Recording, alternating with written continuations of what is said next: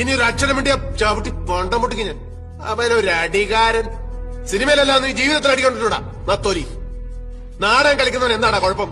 2.5 മണിക്കൂർ തട്ടേക്കരുന്ന് ഡയലോഗ് തെറ്റാതെ പറയാൻ പറ്റോളൂ നിനക്കൊക്കെ? കണ്ടിടുന്നയൊക്കെ നിന്നെയൊക്കെ ഒടേതമ്പുരാൻ ഭൂമിയിലോട്ട് സിനിമാക്കാരായിട്ടൊക്കെ ഇറക്കിയതല്ലേ? സിനിമാക്കാർക്ക് എന്താണ് 2 കൂടുതലുണ്ടോ? അതോ നിന്റെയൊക്കെ മറ്റടുത്തുനിന്നാണോ മൂലമറ്റത്തേക്ക് കറണ്ട് കൊടുക്കുന്നത്?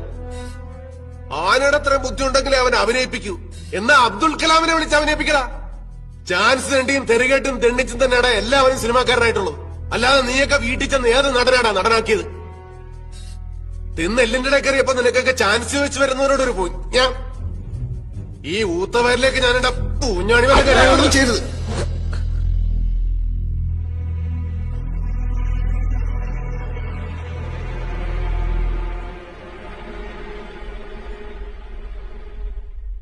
ഇനി പറയണ സാർ, എനിക്ക് അഭിനയിക്കാൻ അറിയില്ലേ? ഞാൻ നന്നായിട്ട് അഭിനയിച്ചില്ലേ? നിങ്ങളിപ്പോ പേടിച്ചില്ലേ? ഇല്ലേ? ഞാൻ ചെയ്തതൊക്കെ ശരിയാണോ എന്ന് എനിക്കറിയില്ല. അറിയാവുന്ന പോലെയല്ലേ സാർ കാര്യങ്ങളൊക്കെ ചെയ്യാൻ പറ്റും. പറ്റുന്നതിന്റെ പരമാവധി ഞാൻ ചെയ്തു. എന്റെ കഴിവ് തെളിയിക്കാൻ ഇതിൽ കൂടെ ഞാൻ എന്താണ് സാർ ചെയ്യേണ്ടത്?